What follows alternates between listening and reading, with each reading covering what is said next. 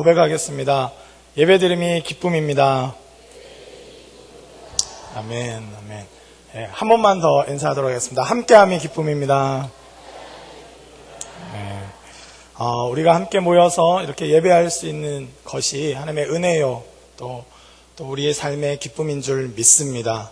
오늘 특별히 5.6 여전도에 헌신 예배로 드려지게 되는데 예배하는 기쁨, 또 함께하는 기쁨을 누리실 수 있길 주님의 이름으로 축복합니다. 또 5.6 여전도에는 말씀을 굉장히 사모하는 것 같습니다. 유숙경 집사님께서 바로 설교하시겠다고 이렇게 선포하신 거 보면서 말씀을 진짜 사모하는 여전도이구나 이렇게 생각했습니다. 할렐루야. 네, 감사합니다.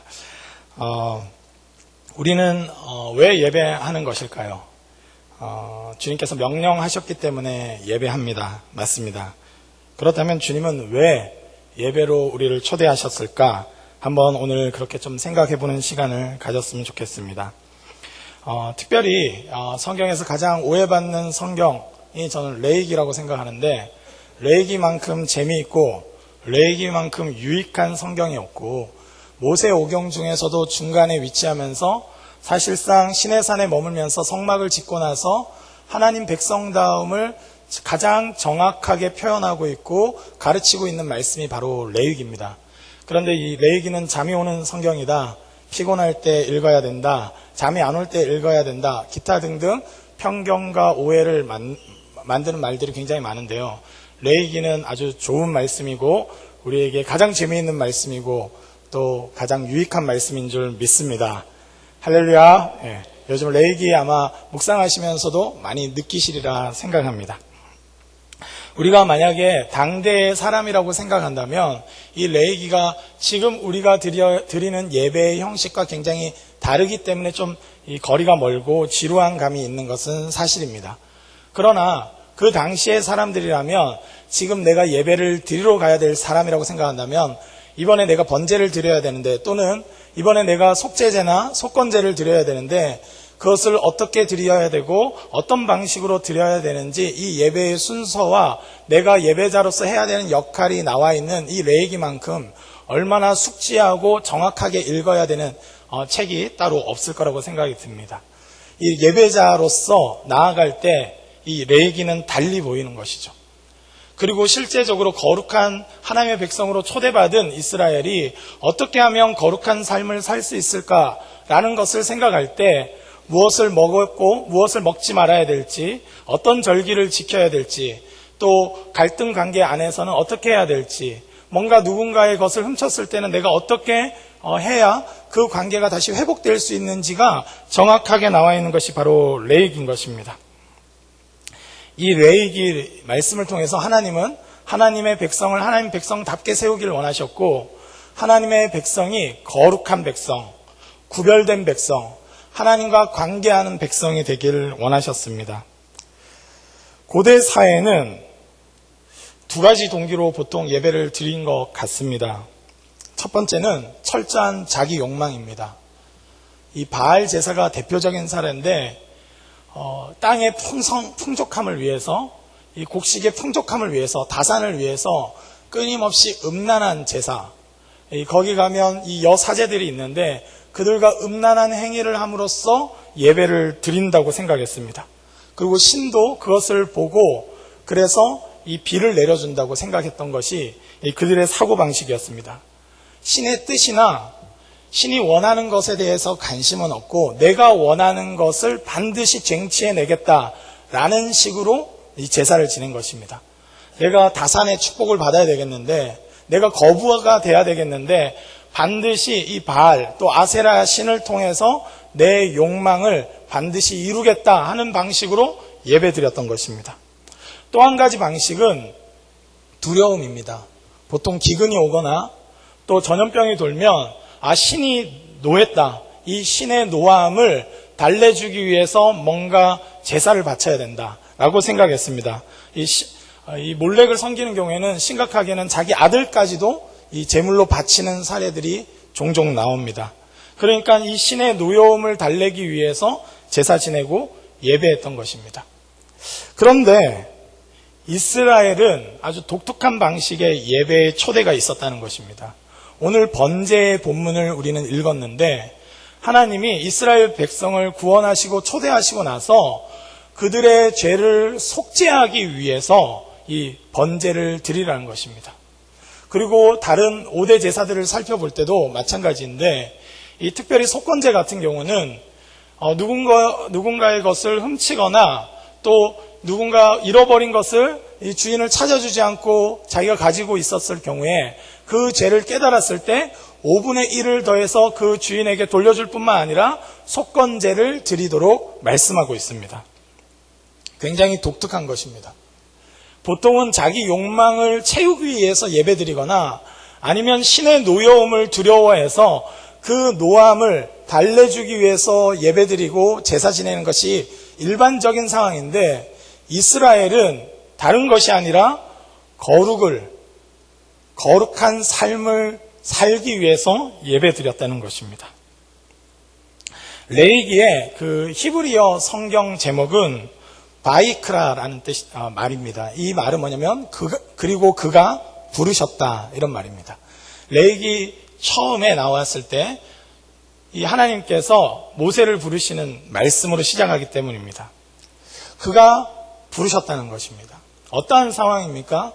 출애굽기 마지막 부분을 보면 성막을 다짓고 하나님의 이 셰키나의 영광, 하나님의 그 풍성한 영광의 임재가 있고 나서 그 누구도 성막으로 다가설 수 없는 장면으로 출애굽기는 맺습니다. 그런데 이 레위기 초반에 시작하면서 하나님께서 부르셨다는 것입니다. 예배는 하나님이 부르셨기 때문에 드릴 수 있는 예배인 줄 믿습니다. 대부분 이방의 예배, 이방의 제사는 자기 욕망을 위해서 자기 동기를 가지고 찾아갑니다. 이 점집에 갈 때 우리는 그 무당이 나를 불렀기 때문에 가는 것이 아니라 내가 두려운 것이 있거나 아니면 내 욕망을 뭔가 채우기 원하는데 그래서 가서 이 부적도 사고 하라는 것을 하는데 그것은 신의 뜻을, 그 귀신의 뜻을 이루기 위해서가 아니라 내 욕망을 위해서입니다. 아니면 내 두려움을 해소하기 위해서입니다. 그러나 그 누구도 하나님께 다가설 수 없는 그 거룩하신 하나님의 임재 앞에 인간은 초라했는데 그가 불러주신 것입니다. 우리는 어떠한 경건의 모습이나 내용을 가졌기 때문에 우리가 예배드릴 수 있는 것이 아니라 오직 십자가의 능력에 의해서 주님이 우리를 부르셨기 때문에 예배할 수 있는 줄 믿습니다. 5.6 여전도회가 헌신 예배로 드리게 됐는데 나의 스펙이 화려해서나 내 미모가 출중해서가 아닌 줄 믿습니다. 하나님은 은혜로 우리를 불러주신 것입니다. 그리고 거룩한 삶으로 우리를 초대하신 줄 믿습니다. 나의 경건의 내용을 채우기 위해서 한 번에 더 예배를 드리려고 하는 것이 아니라 하나님 그분이 우리를 은혜로 불러주셨기 때문에 우리는 예배할 수 있는 것입니다. 이 효녀 심청전에도 나오는데 이 심청이가 임당수에 빠지는 이유가 무엇입니까?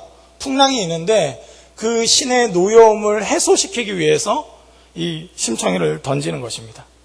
대부분의 이방 제사는 그런 방식입니다. 그런데 하나님은 그것이 아니라 자기 죄를 속하고 하나님 앞에서 거룩한 백성으로 살아가라고 우리를 불러주셨습니다. 먼저 불러주신 것입니다. 출애굽시키고 그들로 하여금 먼저 부르셔서 도저히 거룩한 하나님과 교제할 수 없는 죄인이고 연약한 자이지만 은혜로 불러주셔서 그들로 하여금 번제로 또 소제로 화목제로 속죄제와 속건제로 나오라는 것입니다. 왜 그렇게 불러주셨을까요? 그것은 우리로 하여금 하나님 백성답게 살게 하기 위해서입니다. 저는 예배를 어렸을 때 오해했던 적이 있습니다. 마치 예배를 열심히 안 드리면 하나님이 벌하실까봐 주일 빠졌네 이렇게 되는 순간 하나님 내 인생을 어렵게 만드시고 풍랑을 일게 하실까봐 두려워서 드렸던 적이 있었던 것 같습니다. 아니면 나의 성공을 위해서 내가 예배를 빠지지 않고 몇 년간 꾸준하게 드리면 내가 원하는 대로 하나님이 이루어 주실까봐 예배를 드린 적도 있었던 것 같습니다. 그러나 하나님은 그것이 아니라 우리로 하여금 하나님 백성으로 살아가도록 우리를 불러주신 줄 믿습니다. 내 욕망이나 내 두려움이 아니라 하나님이 우리를 가장 우리답게 살도록 부르신 제도가 바로 예배인 것입니다. 이 번제를 드리면서 무엇을 합니까? 하나님과 나 사이에 있는 이 죄의 문제를 해결함으로써 내가 하나님 백성답게 가장 살아갈 수 있는 은혜를 누리는 것입니다. 내가 죄로 인해서 누군가의 것을 훔쳤는데 속건제를 드림으로 인해서 5분의 1을 더해서 그것을 보상해 줄 뿐만 아니라 하나님께 속건제를 드림으로 해서 하나님 백성답게 살지 못하게 하는 이 죄의 유혹과 우리의 연약함에서 벗어나서 다시 하나님의 백성으로 살아가도록 예배를 제정해 주셨다는 것입니다. 이것이 은혜인 줄 믿습니다. 오늘 우리가 예배 드리는 이유는 사실은 이 좀 속된 말로 하면 가장 나답게 살기 위해서입니다. 가장 나답게. 하나님께서 우리를 계획하시고 창조하시고 그 창조의 원형대로 살 수 있도록 우리를 불러주신 줄 믿습니다. 죄의 종노릇하고 내 욕망의 종노릇하는 삶에서 벗어나서 죄의 문제에서 벗어나서 가장 나답게 살 수 있는 길을 가르쳐 주시기 위해서 예배드리도록 하신 것입니다. 엘리야가 열심히 사역하다가 이세벨이 변하지 않고 오히려 그 목숨을 취하려고 했을 때 그는 절망했습니다. 그래서 로뎀 나무 앞에 가서 차라리 나를 죽여달라고, 나는 열조보다 낫지 않습니다. 내 열조들이 열심히 없어서 못 해냈다고 생각했는데 그게 아니라 자신도 최선을 다했지만 변하지 않는 북이스라엘을 보면서 한탄하면서 내가 열조보다 낫지 않기 때문에 나를 거두어 가달라고 절망하고 실패했는데 하나님은 그를 찾아오셨고 또 호렙산으로 그를 불러주셨습니다. 그리고 엘리야가 세미한 음성 가운데 하나님을 만났을 때 어떠한 변화가 일어났습니까? 가장 엘리야답게 살아가게 된 그 삶의 변화가 일어난 줄 믿습니다. 하나님은 우리를 만나시고 우리를 예배케 하시는데 뭔가 내 노여움을 풀어봐 라는 방식이거나 네가 이 정도 해야 내가 형통하게 하겠다, 네가 원하는 것 좀 줄게 하는 방식이 아니라 우리도 우리 자신답게 사는 길을 모르는데 하나님은 하나님의 자녀로서 우리를 품어주시고 우리를 하나님 차원으로 초대하셔서 하나님의 형상이요 하나님의 자녀로 살아갈 수 있는 길을 보여주시고자 예배를 제정하셨다는 것입니다. 할렐루야. 예배 드릴 때 가장 나답게 살 수 있는 길이 있는 줄 믿습니다. 이 자녀가 이 학교에서 이 발표할 때 좀 실수했는데 친구들이 놀렸습니다. 아, 바보야, 막 이상해, 막. 그래서 울면서 와가지고 아빠에게 안겼다고 생각해 봅시다. 그때 그 아이는 잘못된 자아상을 갖게 됩니다. 아이들이 날 놀렸어. 바보야. 난 본래 바본가 봐. 발표도 제대로 못했어. 그렇게 울면서 보채는 아이에게 아버지는 들려줍니다. 얼마나 소중하게 네가 태어났는지. 실수할 수 있지만 다시 용기를 내서 나아갈 수 있는 길을 들려주는 것입니다. 예배는 우리의 영의 아버지가 우리의 실패에도 불구하고 우리를 끌어안으시고 다시 하나님의 사람으로 세우시는 자리인 줄 믿습니다. 이미 5대 제사를 주셨다는 의미가 뭡니까? 우리가 죄를 범하고 실수할 수 있는 존재라는 걸 아셨다는 것입니다. 너희 실수하면 끝이야 라고 말씀하신 것이 아니라 속건제를 제정하셔서 혹탐심에 의해서 종노릇해서 누군가의 것을 훔쳤는데 회복될 수 있는 길을 가르쳐 주신 것입니다. 5분의 1을 더해서 보상할 뿐만 아니라 하나님 앞에 나와서 다시 훔치고 도둑질하고 그런 삶의 방식으로 살지 말고 회복된 말씀, 회복될 수 있는 유일한 길, 그 말씀의 길로, 하나님의 길로 오라는 것입니다. 그래서 다시 하나님의 자녀답게 살라고 우리를 부르신 줄 믿습니다. 지난 한 주간 혹시 나에게도 실망하신 분 있습니까? 내가 하나님의 자녀라고 하면서 내가 헌신 예배를 준비하면서 이렇게 불경건하게 살 수 있는가? 오늘 아침에 혹시 부부싸움하고 오신 분들이 있습니까? 절망하지 말길 주님의 이름으로 축복합니다. 할렐루야. 하나님은 그래서 예배를 제정하셨다는 것입니다. 우리가 실수하고 넘어지고 그래서 사단의 속임수에 의해서 자포자기 할까봐 난 안 돼. 난 끝이야. 나는 하나님의 사람으로 살 수 없나 봐. 죄는 절대 난 못 이겨. 유혹이 올 때마다 넘어지는 나는 불가능해. 이런 사단의 거짓 속임수에 속지 말라고 주님은 예배를 제정해 주셨습니다. 우리는 실패할 때가 있습니다. 넘어질 때가 있습니다. 그러나 여전히 하나님은 예수 그리스도의 십자가의 은혜로 우리를 하나님의 자녀로 불러주시는 줄 믿습니다. 예배하며 우리의 정체성을 다시 가져라는 것입니다. 창조의 원형대로 사는 것이, 그리스도의 장성한 분량으로 자라가는 것이 원래 하나님의 계획인 줄 믿습니다. 우리의 과거의 상처가 혹시 우리 자신을 계속 좀먹으며 우리를 어렵게 하는 부분이 있습니까? 제가 예전에 신방할 때 참 연세가 좀 지긋하신 분이셨는데도 불구하고 이전에 부모님께 들었던 이 막말에 의해서 넌 안 돼, 네가 그렇지 하는 말들에 의해서 고통스러워 하시는 것을 본 적이 있습니다. 이 과거의 그 말이 자기를 옥죄면서 뭔가 도전할 때마다, 뭔가 일어서려고 할 때마다 무너뜨린 그런 상황들이, 그것이 세월이 지난다고 해결되는 것이 아닙니다. 시간이 지난다고 과거의 상처가 치유될 수 있는 것이 아닙니다. 그 상처는 하나님을 만날 때 회복되고 치유될 줄 믿습니다. 주님이 그래서 예배를 제정하신 것입니다. 우리에게 율법적인 의무를 더 주기 위해서 예배를 제정하신 것이 아니라 가장 너답게 살 수 있는 길, 과거의 상처에 얽매여면서 늘 한탄하며 불평하면서 살지 말고 하나님의 자녀로 다시 일어나서 도전하고 믿음으로 살아라고 예배를 제정해 주신 줄 믿습니다. 각을 뜨고 죄의 삭슨 사망이라는 것을 뼈저리게 느끼고 다시 하나님 앞에 머물며 하나님의 말씀 앞에 순종할 수 있는 길로 나오라고 주님은 이 예배를 제정해 주신 것입니다. 우린 누구입니까? 우리는 왕같은 제사장인 줄 믿습니다. 우리 옆 사람에게 한번 축복해 줬으면 좋겠습니다. 믿기진 않지만 당신은 왕같은 제사장입니다.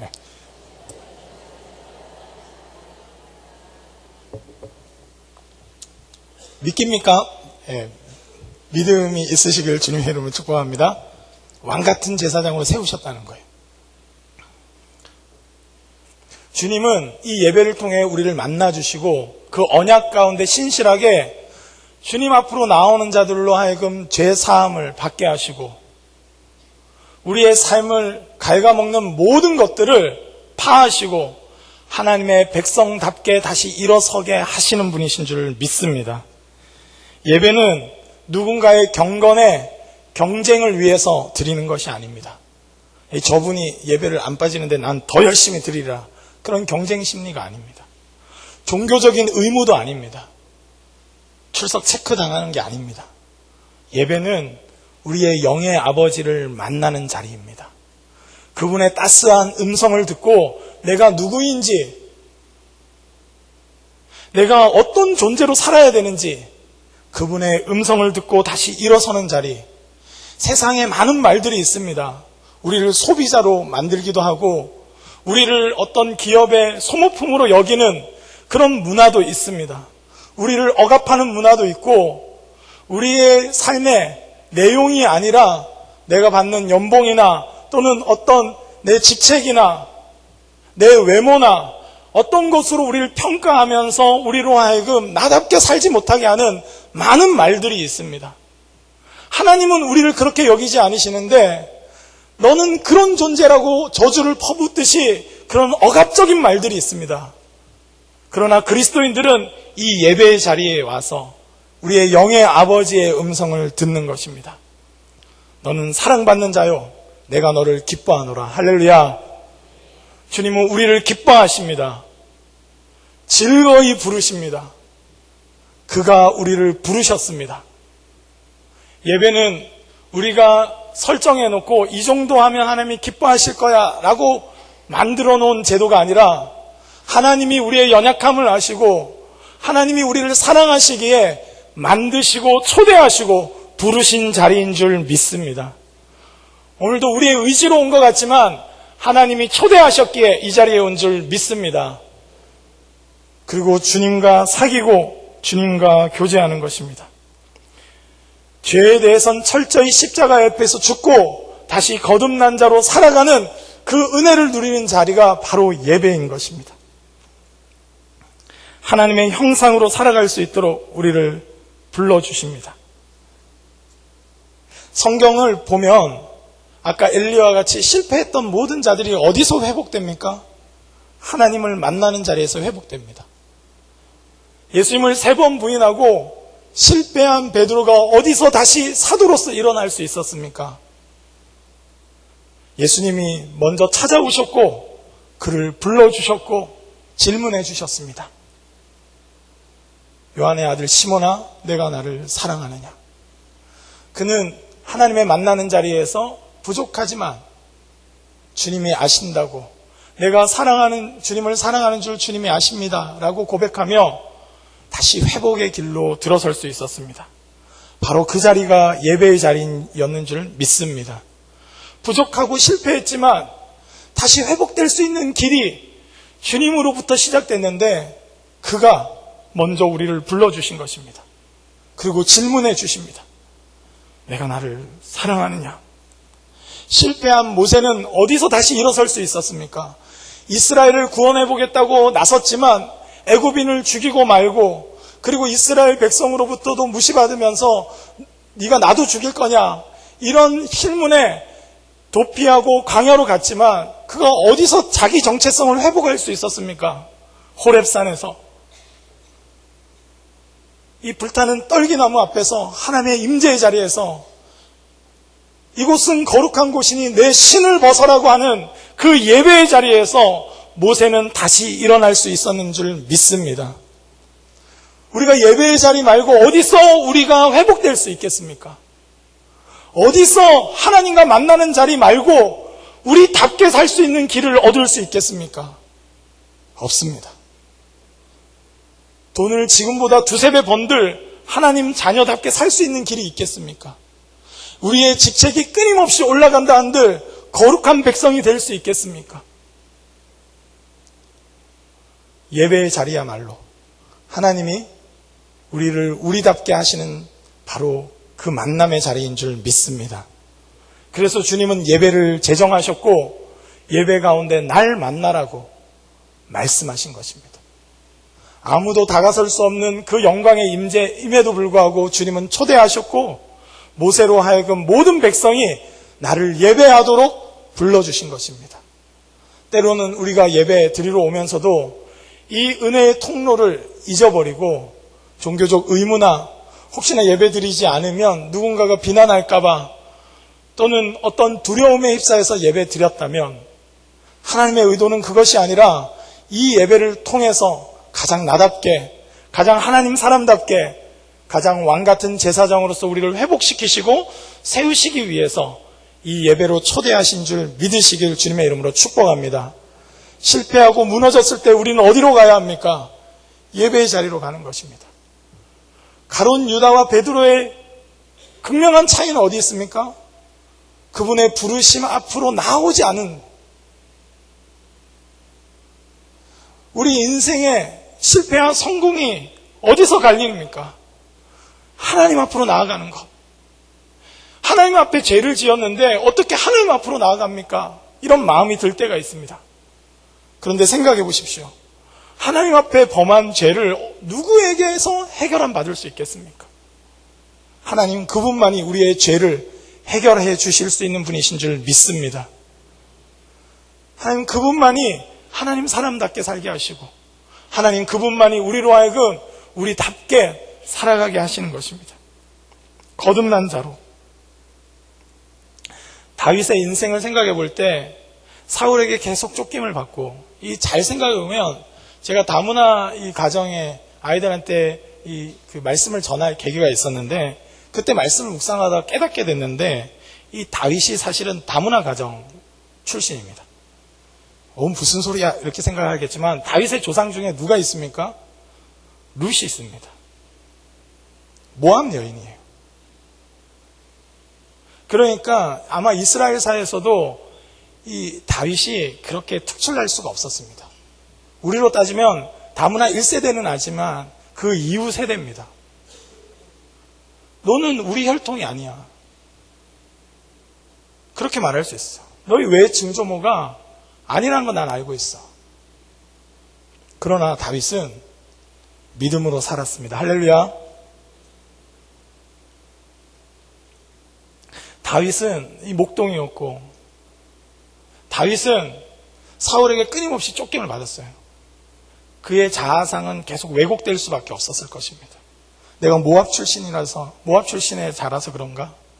아니면 나는 집에서부터도 인정받지 못하고 자라서 그런가? 여러 가지 생각들이 그를 올가맸을 것입니다.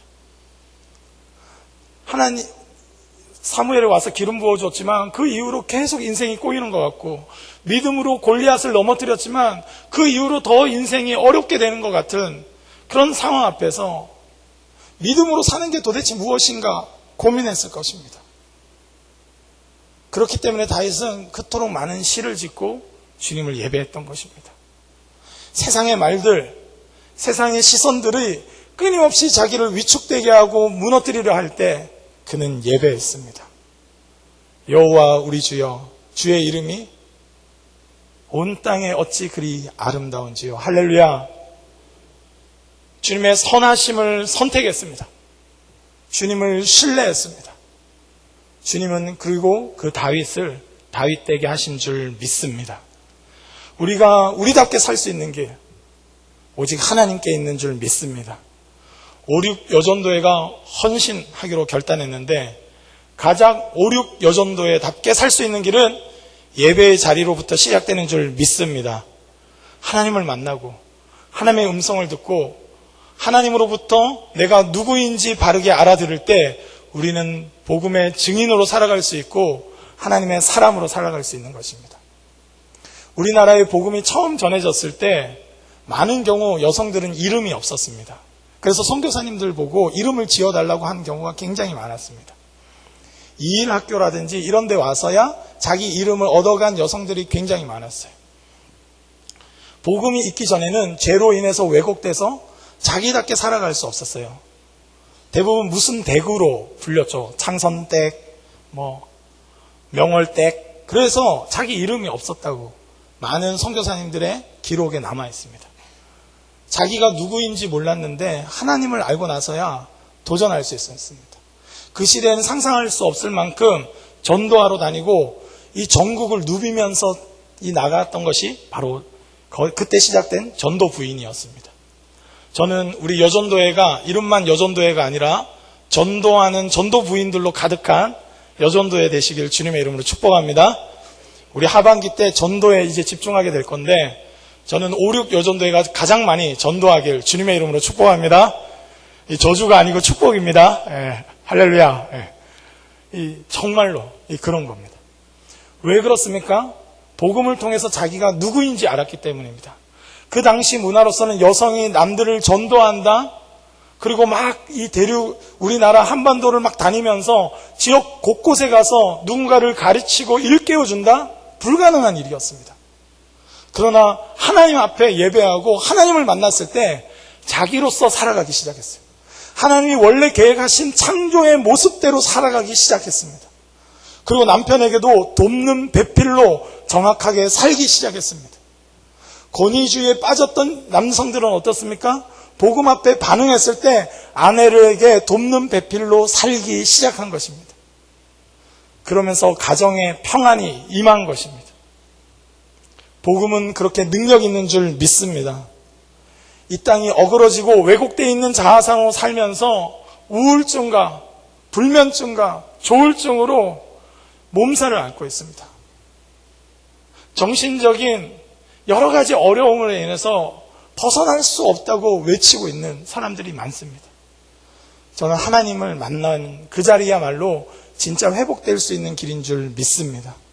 이 땅을 치유할 수 있는 길이 무엇입니까? 복음을 통해서 가장 자기답게 살 수 있는 길을 발견해야 합니다.